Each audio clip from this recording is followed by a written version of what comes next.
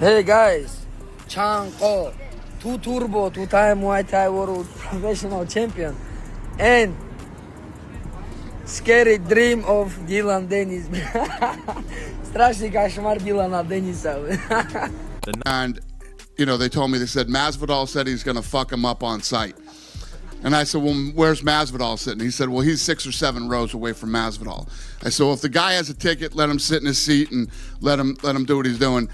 And keep an eye on him. It never even crossed my mind, as stupid as this could be, that the entire Muslim Brotherhood was here tonight in the first 5 rows for Islam. And as soon as it broke out, I was over on the other side and I go, fuck, I know exactly what that is. I knew it. And yeah, you will never see Dylan Danis.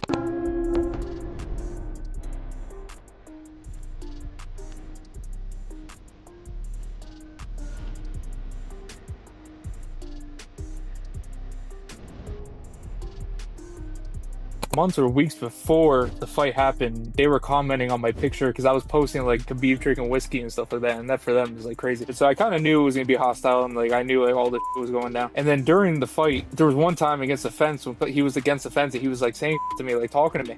So I'm like, all right, and we were talking back and forth, and like it was what it was. And then after the fight, he came over, he pointed at me, and I was like going like this, and I was like, come here, or whatever. And then he threw the mouthpiece, and I said like something to him, and he said something back, and then also he just jumped. And I was like, all right, well, now it's a fight. But he jumped in such a weird way. It was like the weirdest thing. So I didn't know what to block. I didn't know what to block a kick or Like, yeah, it was like I'm like this because I don't know. He jumped with his feet in the air. So he landed, and then we got into that brawl, and then security's holding me, and then Islam and all of them are punching me in the back of the head. Yeah, you know, you're not gonna disrespect my boy and then try to come at me, and then, you know, I'm gonna always defend my boy's back. For months leading up to UFC 322, the atmosphere around Dylan Danis felt like a storm waiting for the right spark.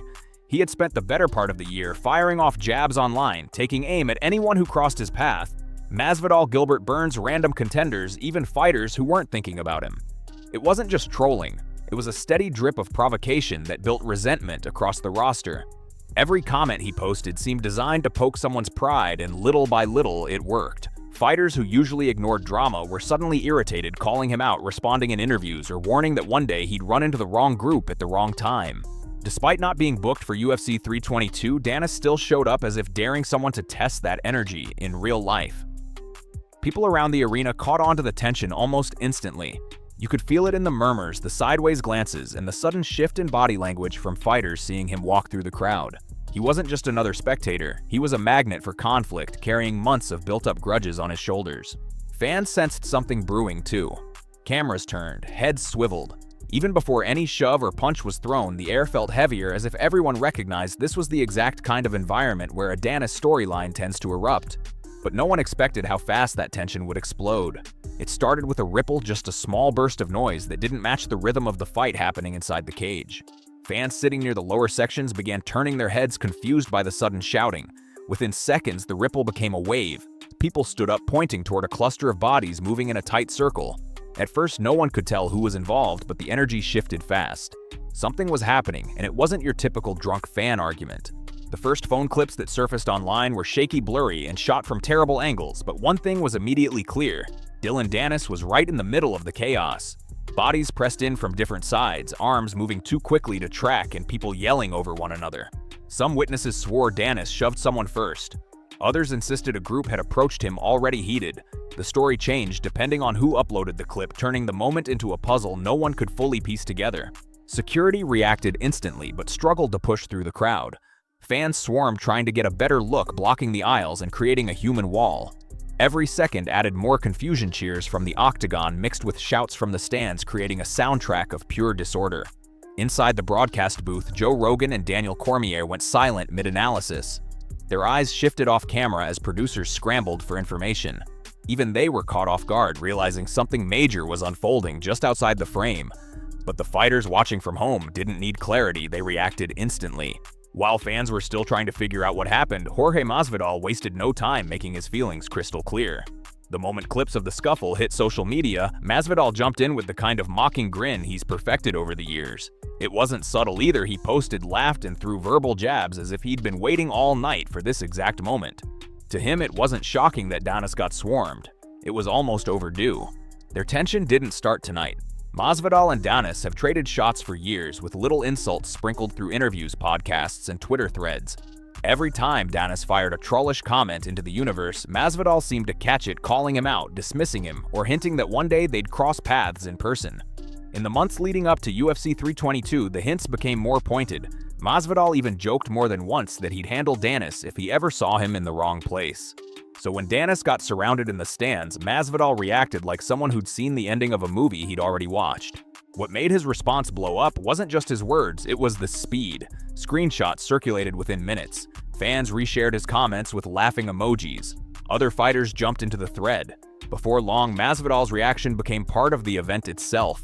It wasn't just a brawl in the stands anymore. It was a moment amplified by one of MMA's most notorious trash talkers. And once Masvidal spoke up, the floodgates opened. Once Masvidal set the tone, the rest of the MMA world piled on like they'd been waiting for their cue. Henry Cejudo was among the first to fire off a shot clowning Danis with the kind of precision only an Olympic gold medalist could deliver. Dylan Danis got TKO'd at MSG and wasn't even on the card, he wrote, turning the entire situation into a punchline. Fans screenshot it instantly, spreading it faster than the original Brawl clips. Gilbert Burns chimed in next, posting that he was luckily celebrating with Gregory at the time, implying that if he'd been anywhere near the floor seats, things might have escalated even further. His tone wasn't angry. It was amused, like someone watching deja vu unfold in slow motion. Jake Shields, a longtime critic of Danis, didn't even pretend to be surprised. His reaction was almost bored. He said it never gets old watching Danis get jumped. It wasn't approval or support, just a reminder that this wasn't the first time Danis found himself on the wrong end of a crowd. Derek Brunson added more fuel, joking that Danis can finally say he fought in the UFC since the stands turned into a makeshift octagon. It hit a nerve because it played into the long-running joke that Danis talks more than he competes. Then MMA Guru threw gasoline on the fire, claiming Danis was jumped by 10 Muslim UFC fighters. The comment sparked immediate outrage, confusion, and arguments across social media. Some fans believed it. Others called it irresponsible fabrication. Either way, it made the situation even harder to untangle. But one reaction mattered even more, the UFC's own response. As the dust settled and fans tried to piece together the chaos from dozens of conflicting angles, one detail rose above all. The noise reports surfaced that the UFC wasn't punishing the group involved in the confrontation, they were punishing only Dylan Danis. According to multiple insiders, Danis was informed he would not be allowed to attend future UFC events, at least for the foreseeable future. No suspensions for the fighters who confronted him, no fines, no official warnings, just one name singled out and removed from the picture. That decision sent the MMA community into a frenzy. Some fans argued the UFC was simply tired of Danis bringing unpredictable energy to their shows.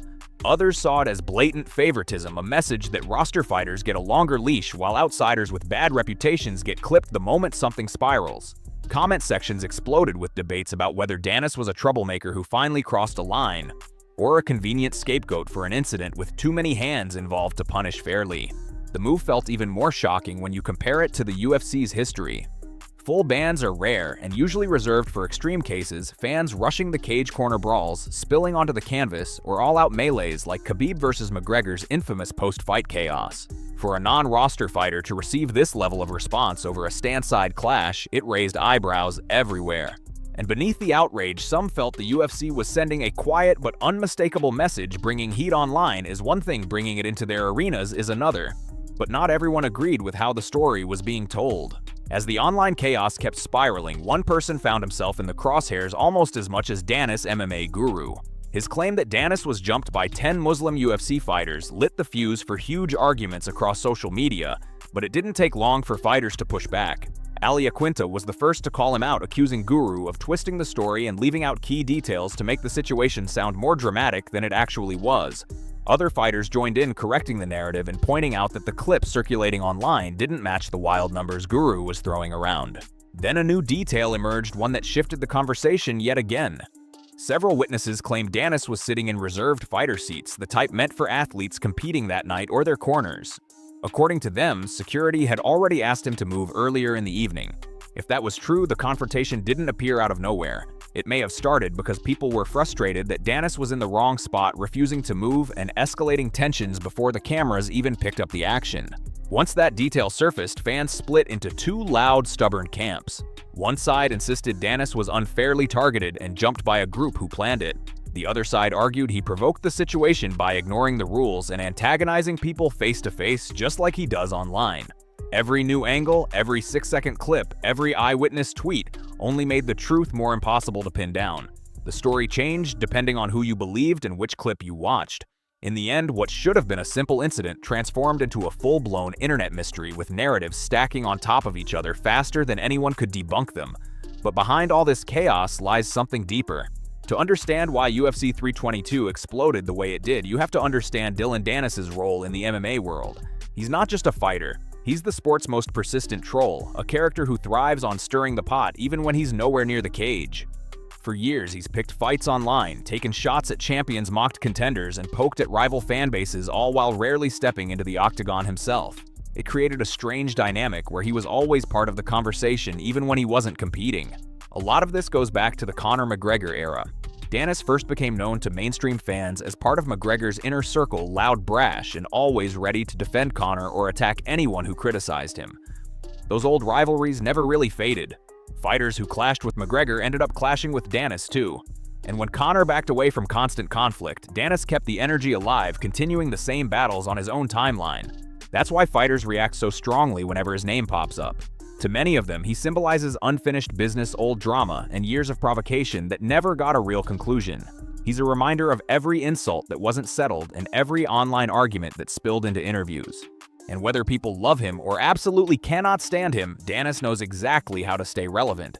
He's a walking chaos magnet, drawing attention simply by existing in the same room as fighters he's antagonized for years. The more drama he creates, the more the spotlight follows him. And on nights like UFC 322, that spotlight becomes a wildfire, and that led to the strangest moment of the night.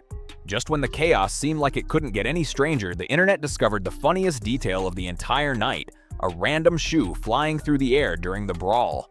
In one of the many fan shot clips, the camera panned across the crowd just in time to catch a lone sneaker arcing above the bodies like it had been launched from a catapult. No one knew whose shoe it was, who threw it, or where it landed, and that mystery became its own storyline before the night was over. Within minutes, fans turned into amateur detectives. People were zooming in on frames, enhancing blurry pixels, slowing the footage down like they were breaking down the Zapruder film. Comments filled with theories. Was it Danis' shoe? Was it from one of the guys rushing him? Did someone lose it while running away? The internet didn't care about the truth. It cared about the memes. And the memes came fast. Twitter and TikTok blew up with slow-motion edits, dramatic music, and fans labeling themselves Shoe Investigations Unit. One edit turned the sneaker into a guided missile. Another had Joe Rogan commentating the shoe like it was a knockout punch. By the end of the night, the shoe had gone more viral than some of the actual fights. And through all of it, Dylan Danis, a man who never set foot in the octagon that night, became the headline of UFC 322. The memes overshadowed the main card. The brawl overshadowed the winners, and the shoe overshadowed everything. If nothing else, UFC 322 proved a simple truth: Dylan Danis doesn't need a fight to dominate the night.